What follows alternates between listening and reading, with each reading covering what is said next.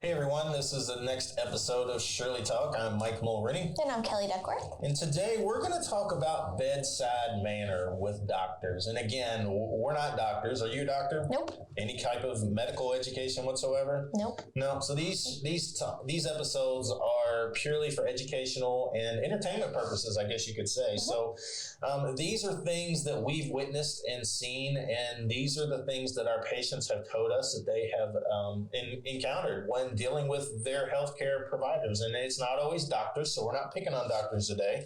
But if you learn anything, you will learn that the things that people hear as a patient may not be what you meant, because not everybody remembers what you say, but they always remember how you made them feel. Mm-hmm. So were you there when your mom found out she had cancer? Mm-hmm. Well, I was there when the doctor came in and told us that she had cancer. Yeah.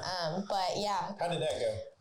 It was interesting because probably 8 months before that, my godfather had died from pancreatic cancer. Wow. So when my mom turned yellow, and I thought that her liver was failing, and we were in the emergency room that night, and they were doing the scan on her, and I was standing there with my dad, and my mom's laying in the bed, and this doctor just barges in. I mean, we're not in a private room. It's just an emergency room with some curtains hanging up. So everybody in the building probably heard him. Probably, yeah. And I'm standing there, and he just walked in, and he said, I looked at your scans, and it looks like pancreatic cancer, and walked out. And that was it. And I just remember standing there, and I looked you've got the flu. Oh, no. And that's what I would expect. If they said, oh, hey, you just have a cold, you can go home. Yeah. But no, something like that. So I remember I looked at my mom, and she looked at my dad, and she just said, we have some things to talk about. Wow. And I just remember in that moment, I was like, I just lost my godfather to this disease. My mom is going to die. And this was that night, and I remember I had to leave her in that room with nothing. I got her a magazine from the waiting room. But I went home with my dad, and I had to leave her there with that news. What kind of magazine do you hand somebody that has just been told they're going to die? Yeah, I think it was Better Home and Gardens.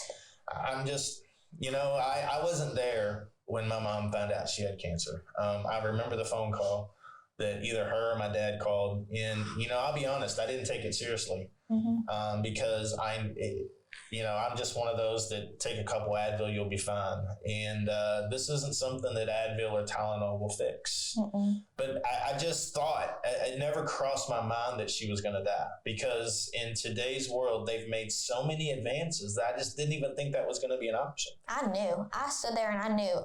This was March of my senior year of high school. And I said, my mom is not going to see me graduate high school. She's not going to see me get married or have kids or any of this. Because I just watched my godfather die in 6 months with it. Yeah. So I knew. I said, this is a death sentence. And I just remember I have a great family and a great support system. And they ended up finding out that this doctor specifically didn't even work there. He was a floater. I mean, he just came probably for that week or whatever to help them out. He didn't do a biopsy.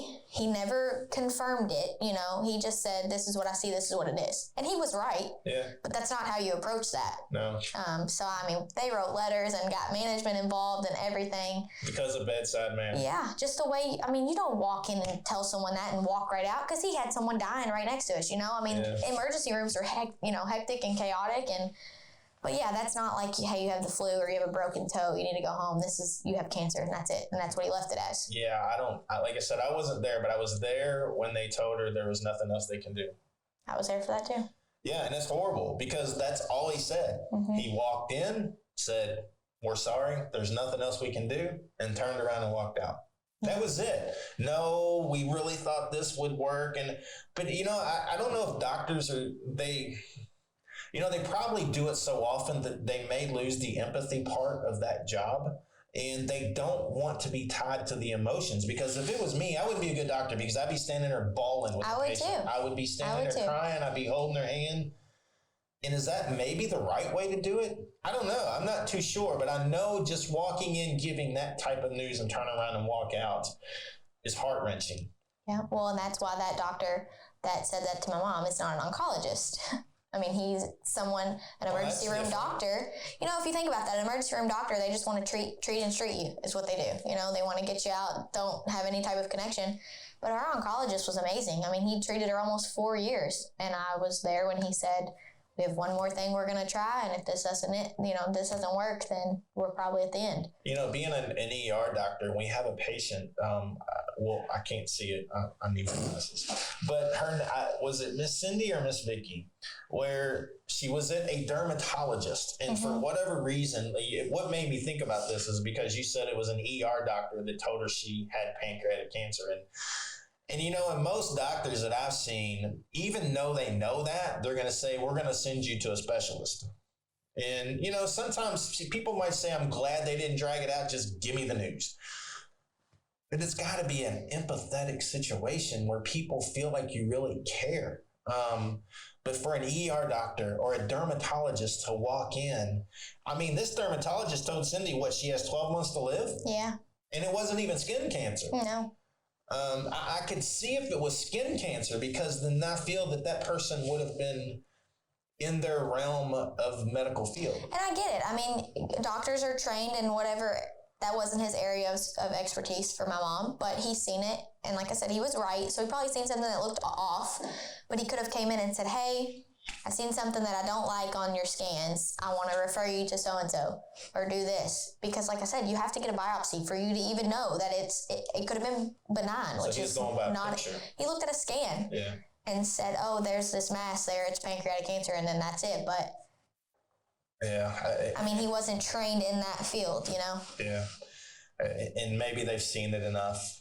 But I guess our point of this is people remember how you made them feel. And these patients, that type of news is not like you've got a cold, go home. It's a death situation. Well, Miss Vicky is in an interview that I did a few months back. She has, it's brain cancer now, but she had went to the doctor during COVID restrictions and all that, and she said that doctor stormed in and said, you have lung cancer. It's stage. She's by herself. Completely by herself. He said, you have lung cancer, stage 4. And that was it. And she said that there was no one there with her, and she broke down. And she said, that's how you tell people they have cancer. And he said, how do you want me to sugarcoat it? And that's what he said. How you make people feel. So, that's just unbelievable. Even with COVID restrictions, you need someone there for that kind of news. And you don't walk in and tell someone that, I'd have probably walked out of there and drove over a bridge. Yeah, I don't know what I would have done. Because mentally you handle things differently when you're by yourself. And if you've got somebody there comforting you, it helps tremendously. And to be able to just walk in and give somebody that news without thought of how they're going to handle it. You're telling somebody they're going to die. Yeah, because it started in her lungs and now it's in her brain. Yeah. And then Miss Jennifer, remember that one? She was at working her 9 to 5. Got a phone call? Got a phone call in the middle of her workday from a doctor and told her that she had cancer. That episode is out there, and that one's a little long because she goes into details. But yeah, you're right. I remember oh my that, gosh! now that you say that. So that's just like me sitting here at work and getting a call and saying, "Oh hey, up your phone. Hey, you have cancer," and I'm just, what do you do with that? You got to drive home, which I can only imagine. Yeah. I don't know. What goes through your mind? Tim McGraw wrote a song. I don't remember the song, but I know it's. I'm trying to think of even the words that it's. What do you do when you know it's the real end? What do you think about? Being a dad. I've always. I don't want my daughters to get married, but I can't wait to walk them down the aisle if they have me. They might not, they might be mad at me one day and not want me to walk them down the aisle, or be around when you've got grandkids, or to see my son have a wife and family, and is that the first thing that flashes through your mind? I don't know what it would be, and I hope I don't have to figure that out for a long time. But yeah, it was, what do you do when you know it's the real end? But then to have a doctor walk in, and then we've got Dale. Dale was on the opposite extreme. Yeah, because like we say, we are not here to bash doctors, and not just all trying to educate to understand how you make these patients feel. Right, and so Dale had a great doctor. I also interviewed him a few months back. His started in his hand and traveled up his arm, and he has stage 4 brain cancer as well. And his is terminal. This was 6 or 7 months ago. He got diagnosed, and they gave him 8 to 12 months to live. But here's the difference. How did the doctor handle it? Yeah, so they told him to come in and bring his family with him. There you go. Even during COVID. Yeah. This is still during COVID. And so he knew, obviously, with that phone call that it was bad news. And, you know, anytime a doctor says, come in and bring your family. Yeah. But that was the point, is that doctor knew that he needed to have someone there with him for support. With the news he was about to ready hit him in the stomach with. Yeah. But, you know, so you got opposite extremes. You got this is the way it is, sorry, and walk out. And you've got please bring your family with you, basically for the blow that we're about ready to hit you with. And again, doctors, we're not bashing you. I think doctors are amazing, but any healthcare, it could be nurses. And most nurses I've met outside of a handful are freaking angels. They're amazing individuals that will do anything because they see the patient all the time. And maybe that's the difference. Mm-hmm. You know, they work with the patient all the time and helping them. And sometimes they get nasty patients that are mean to them. But I would say most of the time, patients are very patient with nurses because they're amazing. And the doctor doesn't see that all the time. And again, not all doctors. We're not going to paint anybody with a broad brush because I'm sure there's just as many that handle the empathy side of things very well. But please, if you're watching this video, keep the bedside manner in the back of your mind. I remember I told you this last time, but when I was a student at U of L, anybody that was in any type of medical major, so your doctors, your medical students, nursing majors, dental hygiene, all that. We went to a symposium, and I remember I did not want to go. It was going to be an 8-hour-long deal downtown, but we went down there and we all learned different cultures and races, ethnicities, and how to treat these people with respect and with manners. So I know that it is different. It is. It's completely different. How I tell you might not be how I would tell someone else, you know? So I remember it was probably one of the best things that I ever went to at U of L, but I know that they're trying their best. Yeah, I've traveled a lot, and I've been to a lot of countries, and different countries and cultures handle things totally different. And it's okay for, I don't remember, just say for the example, the Latino community to come in and say, this is the way, blah, blah, blah, and turn around and walk out. Or the Asian, they take things differently than other cultures. And that's just the way it is. But yeah, people take things differently. Maybe we're just a little more soft-hearted here. I have no clue. But it was interesting that you said that they taught you how to handle all different cultures because everybody handles and does things totally different around the world.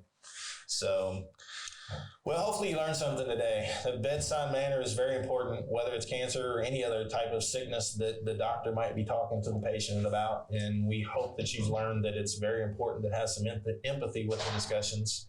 And how can people help Shirley's Way? You can go to our website at shirleysway.org. We would love to have you as a donor. Our goal for 2021 is to get 1,000 $10 monthly donors. So that's $10,000 a month. And that could go a long way in our community and helping people battling cancer. Very good. Thanks a million for tuning in. Check out all our other videos. We actually have a podcast now, Shirley Talk, on Apple Podcast, Android Podcast, if there is one, I don't know, and Spotify. So you can download Shirley Talk Podcast, and you'll probably hear some very good episodes of different things that we're doing right now. Go check us out. Thank you.